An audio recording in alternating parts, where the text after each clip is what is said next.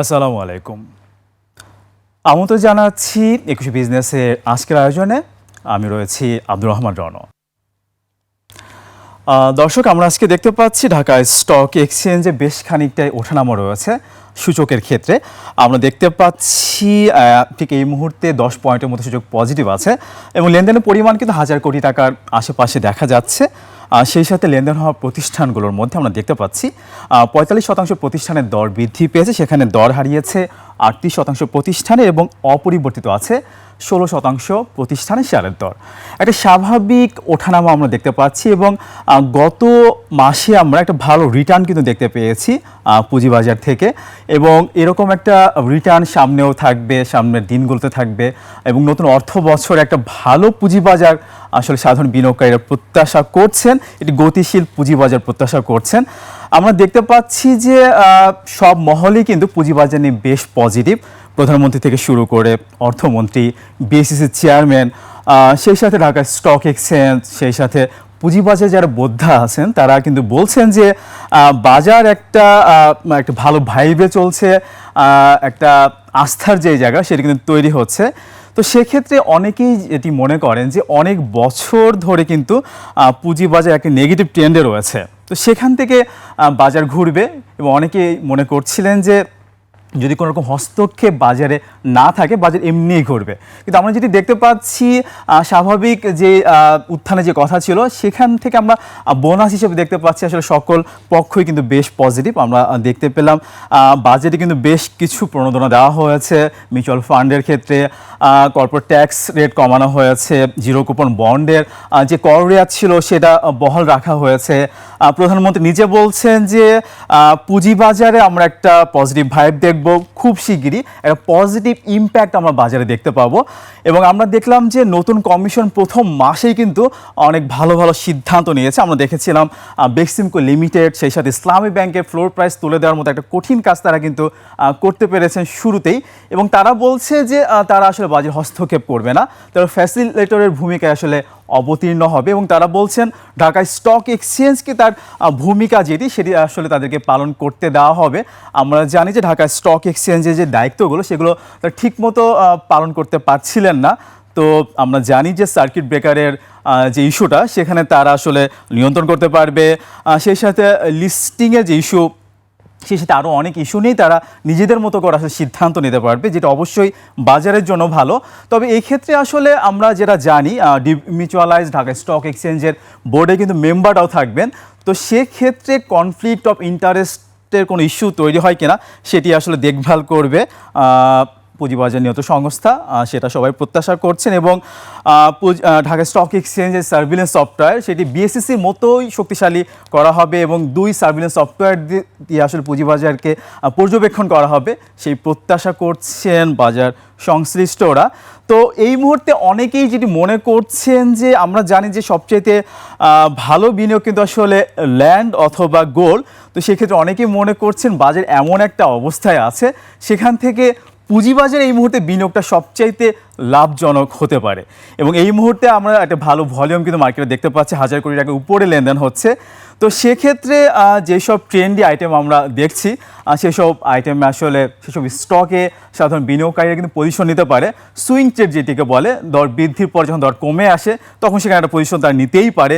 এছাড়া ভলিউম দেখে কিন্তু তারা সেখানে একটা অবস্থান নিতে পারে অথবা স্টপ লসের যে একটা ব্যাপার আমরা সবসময় বলি, এটা কিন্তু আসলে বিনিয়োগকারীদের জন্য সবচেয়ে বড় একটা টুলস। আসলে স্টপ লস ইউজ করে কিন্তু সে আসলে মার্কেটে সার্ভাইভ করতে পারবে এবং স্টপ লস দিয়ে যদি তারা 2010, 11, 12তে যদি ট্রেড করতে পারতো এতটা ক্ষতির সম্মুখীন হতো না, এটি মনে করেন বাজার বিশ্লেষকরা। আপনারা জানেন, বিনিয়োগকারী আপনারা জানেন যে বিএসইসি কিন্তু 3টি রুল পরিবর্তনের কথা বলছে।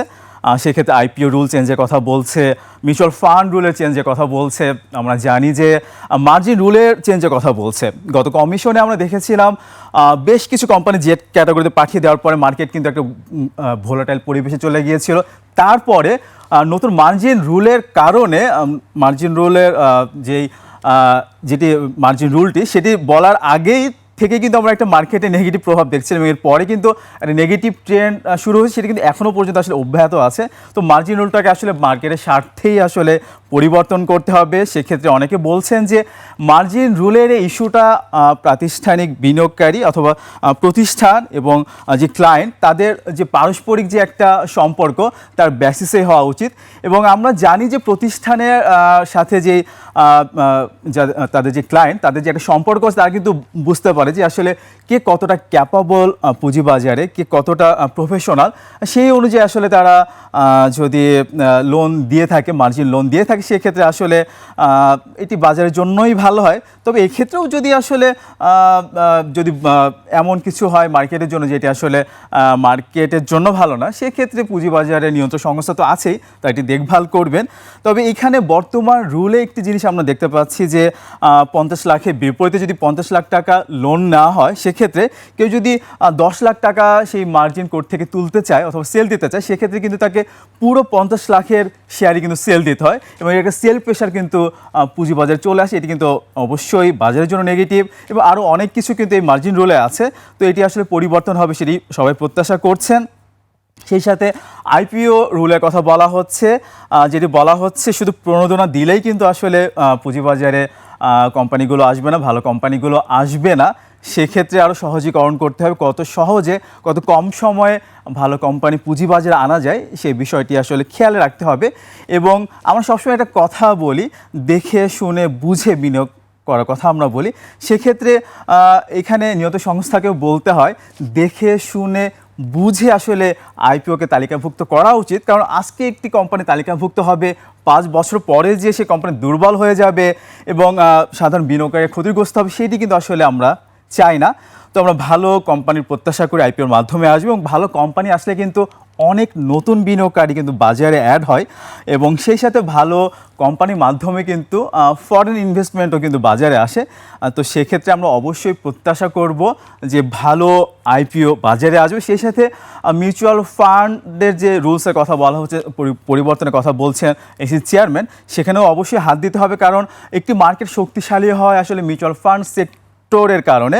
আমরা পার্শ্ববর্তী দেশগুলোতে সেরকমটি দেখে থাকি, কিন্তু আমাদের দেশে পুরো উল্টোটা আমরা দেখি যে এখানে অনেক মিউচুয়াল ফান্ডের ন্যাব কিন্তু আমরা দেখতে পাই যে ফেস ভ্যালুর অনেক নিচে এবং যেইটি শো করছে সেটিও আসলেই আসল ন্যাব কিনা সেটি নিয়েও কিন্তু অনেক কথা আছে।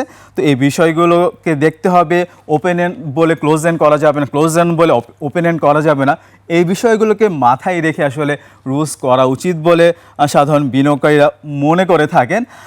দর্শক, আপনাদেরকে একটু জানিয়ে দিচ্ছি, গত অর্থ বছর অর্থাৎ 2025-26 অর্থ বছরে যে 15টি ব্রোকারেজ হাউস অথবা টেক সবচেয়ে ভালো পারফরমেন্স করেছে সেগুলোর নাম একটু জানিয়ে রাখছি। আমরা জানি সাম্প্রতিক সময়ে কিন্তু বেশ কিছু ব্রোকারেজ হাউসের মাধ্যমে কিন্তু বিনিয়োগকারীদের অর্থ আত্মসাৎ হয়েছে। এটি খুবই দুঃখজনক। আমরা জানি যে ক্রেস্ট, বাংকো, তামহা, মশিউরের মতো অনেক বড় সিকিউরিটি হাউসের মাধ্যমেও কিন্তু বিনিয়োগকারী ক্ষতিগ্রস্ত হয়েছেন। তো সেক্ষেত্রে সাধারণ বিনিয়োগকারীদের অবশ্যই উচিত হবে ভালো ব্রোকারেজ হাউসে বিনিয়োগ করা, ভালো ব্রোকারেজ হাউসের সাথে লেনদেন করে। সেক্ষেত্রে বড় হাউস মানে যে ভালো, আবার ছোটো হাউস মানে খারাপ সেটি না। তাদেরকে দেখে শুনে সিডিবিএল থেকে যে এসএমএসের যে একটা ইস্যু আছে সেটিকে নিশ্চিত করতে হবে। আমি একটু জানিয়ে দিচ্ছি, গত অর্থ বছর অর্থাৎ 2025-26-এ সবচেয়ে বেশি ভালো পারফরমেন্স করেছে ইউসিবি স্টক ব্রোকারেজ, 1 নম্বরে ছিল।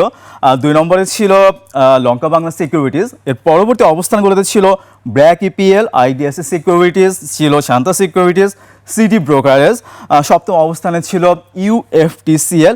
8ম অবস্থানে ছিল প্রাইম ব্যাংক সিকিউরিটিজ। এর পরবর্তী অবস্থানগুলোতে ছিল bank Asia securities, EBL securities, Shiltech brokerage, ICB securities, MTB securities, NRBC bank securities এবং 15তম অবস্থানে ছিল রয়্যাল ক্যাপিটাল। তো অবশ্যই এই প্রতিষ্ঠানগুলো ভালো, এখানে সাধারণ বিনিয়োগকারীরা ট্রেড করতে পারবে নিশ্চিতে, সেটা আমরা প্রত্যাশা করছি। তো এখন পর্যন্ত যদি মার্কেটের আপডেট একটু আমরা দেখি তাহলে যে দেখব যে মোটামুটি লেনদেন ছাড়িয়েছে কিন্তু 1000 কোটি টাকার উপরে। সেই সাথে ইন্ডেক্স কিন্তু পজিটিভ আছে, আমরা দেখতে পাচ্ছি 12 পয়েন্টের মতো পজিটিভ থেকে অবস্থান করছে 5800 পয়েন্টে। আমরা যেটি ইদানিং বলছি যে দিনের দিনই কিন্তু ইন্ডেক্সের কালেকশন হয়ে যাচ্ছে, দিনের দিনই স্টক, ইন্ডিভিজুয়াল স্টকেও কিন্তু কালেকশন হয়ে যাচ্ছে। এটি মার্কেটের জন্য খুবই ভালো একটা সাইন। আমরা দেখতে পাচ্ছি যে মধ্যপ্রাচ্য অশান্ত, তারপরেও কিন্তু পুঁজিবাজারে সেই প্রভাবটা ওইভাবে পড়ছে না। তার মানে মার্কেট কিন্তু আগের চেয়ে অনেক বেশি স্ট্যাবল, অনেক বেশি শক্তিশালী আসলে ট্রেন্ড সে শো করছে। এবং আমরা জানি যে অনেক প্রাতিষ্ঠানিক বিনিয়োগকারী, অনেক ব্যক্তিশ্রেণী বড় বিনিয়োগকারী অনেক শেয়ারে আটকিয়ে আছে। তো সেই শেয়ারগুলো যখন আসলে ইন্ডেক্স বাড়লে সেই শেয়ারগুলো যখন অফলোড করতে পারবে, তখন কিন্তু টার্নওভার আরও বাড়বে, আরও বাজারে আসলে গতি ফিরে আসবে। আজকে আমরা দেখতে পাচ্ছি দর বৃদ্ধি পাওয়ার সংখ্যাটা এখনও পর্যন্ত বেশি রয়েছে, দর বৃদ্ধি পেয়েছে 186টি। এছাড়া আমরা দেখতে পাচ্ছি টার্নওভারের পরিমাণ ছাড়িয়েছে 1,000 কোটি টাকার উপরে, 1,046 কোটি টাকা টার্নওভার দেখতে পাচ্ছি। এছাড়া এই মুহূর্তে যদি আমরা বলি, বেশিরভাগ সেক্টরের পি রেশিও কিন্তু বেশ ভালো অবস্থান করছে। আমরা টাকার অঙ্কে দেখতে পাচ্ছি সবচেয়ে বেশি লেনদেন হচ্ছে মালেক স্পিনিংয়ের। কিছুদিন আগেও শেয়ারটিকে আমরা 28-29 টাকাতে ট্রেড হতে দেখছিলাম। ভালো একটি কোম্পানি, ভালো মৌলভিত্তির একটি কোম্পানি, এবং সাম্প্রতিক সময় কিন্তু আমরা দেখতে পাচ্ছি ভালো মৌলভিত্তির কোম্পানিগুলোর কিন্তু একটা মুভমেন্ট দেখা যাচ্ছে। এবং ভালো কোম্পানি মুভমেন্ট হলে কিন্তু সাধারণ বিনিয়োগকারীরা অটোমেটিক আসলে এইসব শেয়ারেই বিনিয়োগ করবে। আর যদি খারাপ শেয়ারে দর বাড়তে থাকে, তাহলে খারাপ শেয়ারই আসলে সাধারণ বিনিয়োগকারী বিনিয়োগ করবে। এবং খারাপ শেয়ারে কিন্তু আসলে খুব বেশি বিনিয়োগও করা যায় না, কারণ ছোট পেইড আপের শেয়ার। দ্বিতীয় অবস্থানে ডিএসএসএলকে দেখা যাচ্ছে, পরবর্তী অবস্থানগুলোতে আইটিসি সাপোর্ট লিমিটেড এবং সিপালকে দেখা যাচ্ছে। এবং আমরা দেখতে পাচ্ছি এর মধ্যে বেশিরভাগই কিন্তু বেশ ভালো কোম্পানি বলা যায়। টপ গেইনারের তালিকায় আমরা দেখতে পাচ্ছি প্রথমে ডিএসএসএল রয়েছে, এর পরবর্তী অবস্থানগুলোতে জিল বাংলা, শ্যামপুর সুগার, সিপাল, এসএসসি স্টিল। তবে শতাংশের দিক থেকে দর বৃদ্ধি বা কোম্পানিগুলোর মধ্যে দেখতে পাচ্ছি কিছুটা স্বল্প মূলধনী কোম্পানিগুলো রয়েছে। শতাংশের দিক থেকে সবচেয়ে বেশি দর হারিয়েছে আমরা দেখতে পাচ্ছি আর্থিক খাতের প্রতিষ্ঠানগুলো। প্রিমিয়ার লিজিং প্রথম অবস্থানে, এর পরবর্তী অবস্থানগুলোতে জিএসপি ফাইন্যান্সকে দেখা যাচ্ছে, তৃতীয় অবস্থানে ফার্স্ট ফাইন্যান্সকে দেখা যাচ্ছে, চতুর্থ অবস্থানে রয়েছে বিআইএফসি এবং রহিমা ফুডকে দেখা যাচ্ছে পঞ্চম অবস্থানে। দর্শক, এই ছিল ঢাকা স্টক এক্সচেঞ্জের এই মুহূর্তের খবরাখবর। দর্শক, নিচ্ছে একটা বিরতি, ফিরছে একটু পরে, আমাদের সঙ্গে থাকুন।